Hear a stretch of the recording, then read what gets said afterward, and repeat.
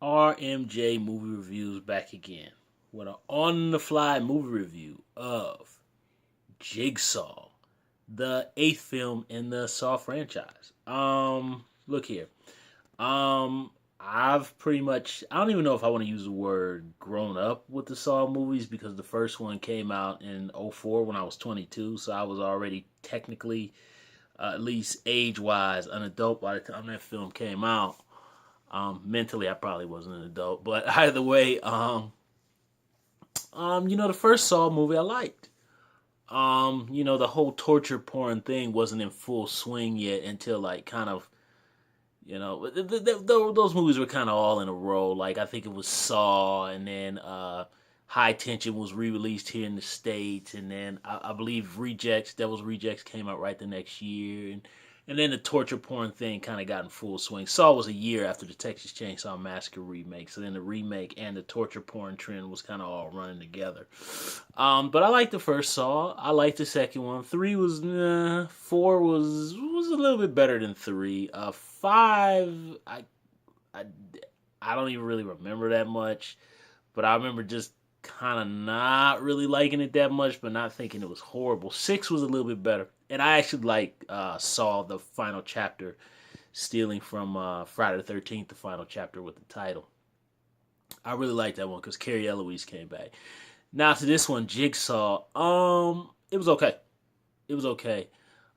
Basically, this tells the story of another group of sinners, people who've done something wrong, and basically this is Saw 2 told all over again. It's the exact same setup as Saw 2, except you don't have New Kids on the Block, Donnie Wahlberg anymore. You got this other actor, older gentleman. I can't remember his name. I should have looked in the credits.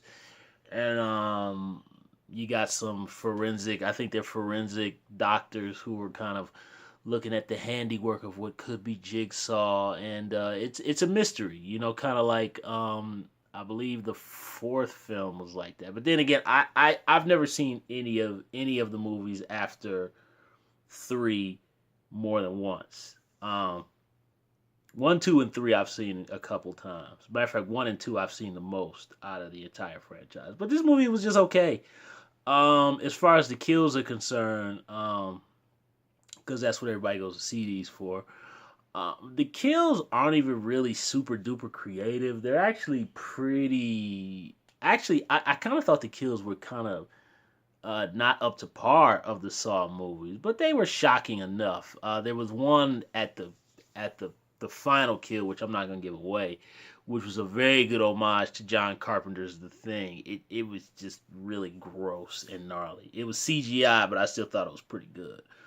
But the kills, they're pretty standard by the numbers. I mean, there's 80s movies now, so I mean, and plus the fact now with this torture porn thing. I mean, I'm old enough to remember when they started because I was in my early 20s. So like, now I'm in my mid 30s. So they're just pretty much I'm desensitized and they're old to me now. So they don't do it for me. But I will say these guys who directed it, I think they directed Daybreakers, the Ethan Hawke vampire movie, which I really like that movie. I think that movie's kind of underrated. Matter of fact, I should review it on my channel. But I think that I really like that they went with a different look for the film. They didn't go with the traditional, the sepia greenish thing that all the movies did. I like that this one kind of has a little bit more hard lighting. The contrast, the visual look is a little bit sharper. I really like that. I really like the two actresses in this movie. The actress who plays one of the forensic doctors, and the other actress who is one of the victims alongside Mario New Jack City Exterminator 2 Solo Posse Van Peebles' son, who looks just like him. It's just crazy. That's Mario Van Peebles' son. He looks just like him. And there's a couple lines he reads where I'm just like, wow. I was almost expecting him to start saying some lines from Exterminator 2, or rapping. Old school movie fans. Heartbreak Ridge. But I really like those two actresses. They're very pretty. They're really good. Everybody else's performances are about what you expect. Tobin Bell pops up, does his usual routine, which Tobin Bell, I remember him way back in Mississippi Burning, way before he was Jigsaw. I remember him when he was just a character actor. Not just a character actor, but I mean when he was a character actor before he became this slasher icon. At least for the 20 somethings, mid 20 somethings. But it was okay. It was just more of the same. It was basically just Saw 2 redone. The plot beats even hit the exact same beats as Saw 2, almost to the T. With a little bit of, I believe, Saw 3 mixed in, maybe some elements of 4 that I remember. And I'm not going to give any spoilers away as if there's really anything shocking to spoil. But at this point, if you're a film goer that's probably my age, who's been watching these movies for 30 something years now, you know, you'll know the plot beats before they happen. There was a twist, with quotation mark, twist. And how can I put this?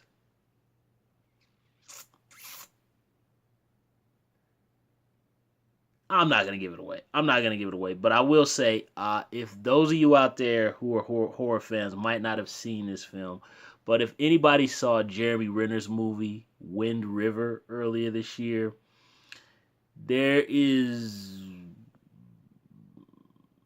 a way the story is told in the third act, um, to explain things. That same thing is done here, which a couple of movies have done that, and I actually knew it was gonna be that type of twist, and when it happened, I was like, Wind River, what? But I'm okay with that. I had no expectations from this film. I knew exactly what this film was gonna be, but I will say for people who've been waiting for another Saw movie, I don't really quite know who that would be, but for people who were really waiting for another Saw movie to come out, this is more of the same. So this movie was exactly what I expected it to be. About the only thing I was surprised about was really the visual look of it. I really like the visual look. I just thought it was a step up, and it wasn't as zany with the flashy quick cuts and those little spin 360s that all the movie does with the dun, dun, dun, dun, dun, dun, dun, dun, dun, and the camera starts going like that. It didn't do that, which thank goodness, because that was a part of the earlier movies that I really just could not stand. Guys, I'm gonna get my setup going again, but I relocated, so this is kind of just quick and dirty. But yeah, it was okay. It delivers good, sadistic, bloody Saturday night thrills. So, fellas, you can take your girls, and girls, you can take your boyfriends. You guys can eat popcorn and just enjoy the sadism for an hour and a half. It's exactly what it's supposed to be. So, for fans of the franchise, I think you'll be fine. For those who never liked them to begin with, stay away. And for those who are in the middle, you probably just won't care either way.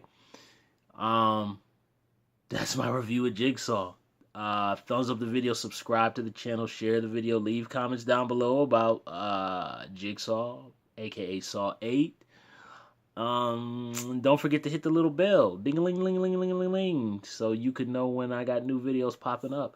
We're wrapping up this Halloween Horror Month movie review.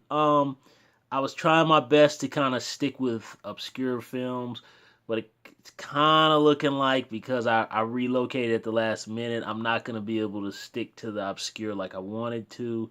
But I'm doing the best I can, guys. So I'll see you soon.